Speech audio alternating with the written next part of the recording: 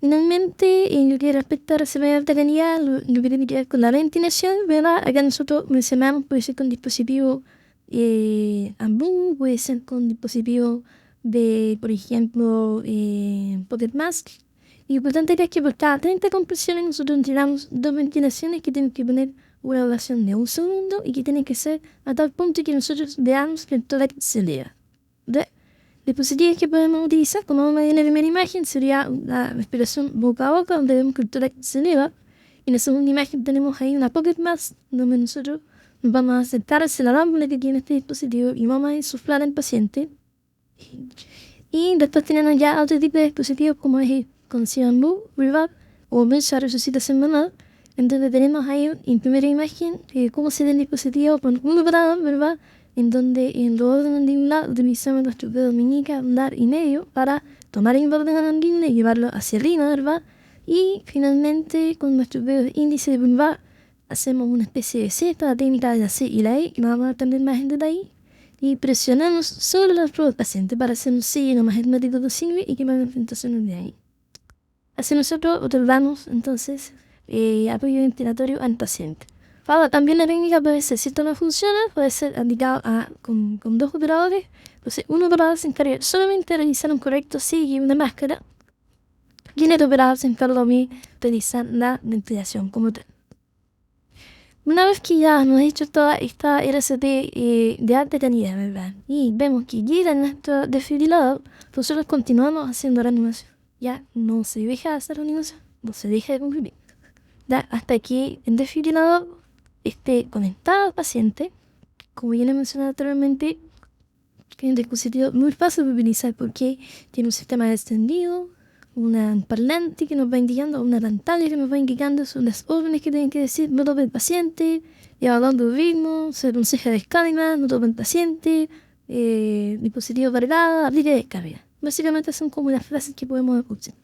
Y tenemos que saber dónde hay que conectar los parches. Y se conectan los parches también. ¿Ya? Y ya tenemos el tipo de parches. Un parche que sería para adultos, ¿verdad? Donde uno indicamos en la zona inferior derecha y luego encontramos bajo la zona del ápex, del vértice del corazón, el quinto espacio intercostal. Y el caso en niños, ya el centro del pecho y el centro de la espalda, anterior y posterior. Ya, eso sería la forma en que podemos poner los parches. Y acá básicamente lo que queremos hacer, como mencionaba, es que queremos resetear esta actividad eléctrica del corazón para que entonces el paciente vuelva a su circulación espontánea. Entonces, resumiendo aquí lo que sería como algoritmo de paro respiratorio, ya lo más básico, digamos, confirmar la sombría de escena, eso es lo principal. Ya en la medida que nosotros tenemos que atender a nuestro usuario, tiene que ser una escena segura para nosotros, porque finalmente vamos a ser una segunda víctima si la escena es insegura. La víctima entonces no responde, la persona no tiene ventilación, ya. Entonces vemos que está comprometido cada conciencia, se activa el sistema de respuesta de emergencia a través del dispositivo móvil si corresponde, se solicita un DEA, etcétera, etcétera, o digamos clave azul. Comprobamos si la persona respira o no. Ya, la respiración puede ser un gemido, un bloqueo, un gasping, ¿verdad? Y también se considera que la persona no está ventilando. Porque finalmente la respiración es solamente una respiración bucal, ya es como un pez fuera del agua, pero no es una ventilación efectiva, que llegue efectivamente a la zona alveolar, intercambio gaseoso, no se da eso. Ahora, ¿qué pasa si el paciente tiene una respiración normal y hay pulso? Entonces lo tenemos que controlar hasta que lleguen un equipo de reanimación pertinente, o si en nuestro caso entonces hasta que hagamos una evaluación secundaria y podamos ver en detalle qué es lo que está pasando con el paciente, lo podamos estabilizar. Ahora, ¿qué pasa si hay pulso pero no se respira con normalidad? Proporcionando ventilación de rescate, una ventilación cada 5 o 6 segundos.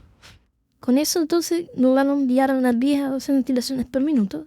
Se activa el sistema de emergencia médica y se continúa con esta ventilación de rescate. Ahora, si el paciente está inconsciente y además no tiene pulso, solo padea, y además está sin pulso, entonces ya se inicia lo que se denomina RCP básico. Ya se inician con 30 compresiones y ventilaciones, y tan pronto esté disponible en día, se utiliza el MIN. Ya. Y así entonces podemos estar de pronto 15, 20 minutos, hasta que llegue Andrea. Y una vez que llegue Andrea, procedemos entonces, Andrea, como les decía, y comienza a integrarnos toda la información. Si el régimen es fibrilario o no, en caso de ser fibrilario, o sea, en el caso de una fibrilación ventricular, una taquicardia ventricular, administrar una vectaria e inmediatamente 2 minutos para saber. En el caso de ritmo no es fibrilario, ya vale decir asistolia, actividad eléctrica sin pulso, entonces inmediatamente retomamos la reanimación. Y esto sería en el veneno simplificado, lo que es un BIS, ya no responde, no respira, paciente javier boquea, se adquiere sistema de emergencia, se inicia la reanimación, se obtiene el desfibrilador, hay que poner cada minuto en ritmo, si desea salir en las descargas y imprimir rápido y fuerte. Esto lo venimos más antiguo, ¿ya? Pero si nos sirve para esta primera parte que tiene que ver más con un proceso vertebral básico, porque ya después los siguientes lo vamos a ver en soporte vital más bien avanzado. En acción secundaria, una vez que ya hemos descartado el riesgo vital del paciente, estamos manejando al paciente y podemos revisar un poco más la admisión, entonces podemos ver en detalle más qué es lo que tenemos, la vía aérea, la ventilación, la circulación, el déficit neurológico, que exponer zonas afectadas. Ya, pero por ejemplo lo que es la vía aérea, vamos el paciente por un tipo de prótesis que sea un riesgo para que la persona pueda perder la conciencia. Vemos objetos que pueden estar obstruyendo una vía aérea como la lengua, o un cuerpo extraño, utilizar las maniobras como son la maniobra de zafar o la tracción mandibular y también uso de implementos de manejo básico, dispositivos supraeléctricos como la RFIG o dispositivos infraeléctricos como implementos de manejo avanzado de ya, ahí abajo tenemos un poco gráficamente qué es lo que pasa con la lengua, ¿verdad? En primer lugar, en la escena vemos ahí una persona que está totalmente inconsciente y que su lengua está obstruyendo casi totalmente lo que es la vía aérea. Y cómo se despeja esta vía, vamos a llevarnos al paciente y hacemos la maniobra de zafar o de maniobra. Y de igual manera, en el caso de la tracción mandibular, como vemos en la tercera imagen, dejamos despejada así la vía aérea. En la ventilación, en este punto vamos a ver aspectos como son la saturación, baja frecuencia respiratoria si el paciente está taquipneico, está taquipneico, cómo es la expansión de la cavidad torácica, si es simétrica o no, si sospecha un tórax donante, la ocultación pulmonar, buscando si hay aire, si hay sangre, si hay tonos más mates en los pulmones, etc. O si hay lesiones penetrantes o no, que cuanto no se ve. Aquí es importante revisar cuando hacemos un examen físico, no solamente para revisar el tórax del paciente anterior, sino que también el tórax posterior. Ya en busca a lo mejor de alguna herida de bala, algún proyectil, algún orificio de semilla de entrada. En cuanto a la circulación, ya aquí hablando solamente de lo que son las compresiones, sino que aquí tenemos que considerar aspectos como la presión arterial, la presión arterial media, que en el fondo nos dice cómo está llegando la sangre hacia los tejidos más periféricos, ¿verdad? Si se está realizando o no intercambio gaseoso. La frecuencia de la persona, ya, y los pulsos si están presentes en los pulsos central, pulso periférico. El higiene capilar, que nos va a hablar también de cómo está funcionando la circulación en ritmo permeable que tiene la persona y si hay hemorragias activas o no. Que si en caso tengamos hemorragias activas, ¿verdad? Es necesario comprimir en este punto. Salve que se trate de una hemorragia masiva exsanguinante, que hay un manejo distinto porque ahí se trata como un paciente de trauma y hoy el manejo debe ser ABCDI, porque ponen en X, que sería el manejo de la hemorragia exsanguinante. Y luego entonces pasaríamos al ABCD. En cuanto al déficit neurológico, tenemos que evaluar para el estado de conciencia de la persona y para ello tenemos que considerar, por ejemplo, aspectos como que el paciente esté inconsciente porque es un hypoisen. No solamente porque hay un compromiso más a nivel central, o algún GOT, etc., sino que puede ser tan simple como que en realidad el paciente está con hypoisen. Para ello entonces tenemos que tomar glicemia capilar y descartar si se trata de una hipo o una hiperglicemia. Otro aspecto importante es examinar bien las pupilas, para ver si las pupilas tienen simetría o asimetría, si son redondas o no, si están reactivas a algo. Entonces con eso también podemos hacer rápidamente una evaluación neurológica a través de las pupilas. Si hay anisoporia, si hay miosis, si hay miriasis. Y también la escala que habitualmente utilizan para evaluar el grado de conciencia, ¿verdad? Tiene que ver con la escala de Common de Glasgow, que va de 3 a 15 puntos, en donde evaluamos por un lado la función verbal de la persona, la apertura ocular, y si la persona tiene una respuesta motora. En base a esos tres aspectos se establecen criterios de 3 a 15 puntos, donde 3 son una persona que está sin ningún tipo de reacción, ya un paciente inconsciente, un paciente que está en paro o defunto, un paciente que está fallecido, ya o que tiene se encuentra inconsciente. Y a los 15 puntos sería un paciente que se encuentra totalmente consciente, orientado en tiempo y espacio. ¿Ya? Esas serían las condiciones del déficit neurológico.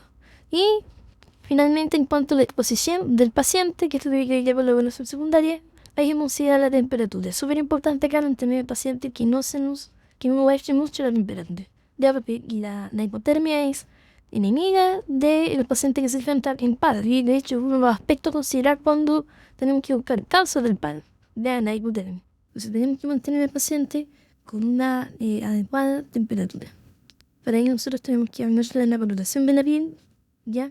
Evaluar si la presencia de un tipo de lesión, como por ejemplo una lesión por presión, heridas por trauma, algún hematoma, ¿ya? Que se encuentran camufladas por la ropa, entonces hay que sacar la ropa, ¿ya? En caso de que sea necesario cortar la ropa incluso, ¿ya? Pero dejan expuesta esta zona buscando precisamente alguna sospecha, buscando este tipo de lesiones. Y finalmente también lo que tenemos que buscar es algún tipo de fractura que también no sea tan evidente y que esto va a limitar la movilidad de las extremidades. Entonces ya finalmente tenemos una especie de cuadro resumen en donde primero tenemos que tener la seguridad del personal. Esto también tampoco más limitada la parte hospitalaria, pero más nos sirve. La seguridad personal que tiene que ver con el uso de guantes, por ejemplo, mascarilla, pechera en caso sea necesario, ya, otro elemento de protección personal.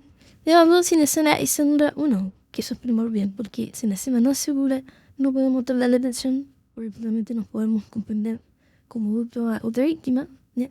Si la escena no es segura, tienes que solicitar apoyo y se procede a asegurar la escena, ¿ya? Si la escena es segura, entonces procedemos a hacer la donación primaria al paciente, en donde evaluamos el estado de conciencia, evaluamos si hay intubación o no, evaluamos una sola persona, ¿ya? Y luego entonces ya pasamos a lo que es el manejo de ABCBI o el CAB, dependiendo si estamos para el respiratorio, ya que es lo que vimos un poquito ahora en detalle.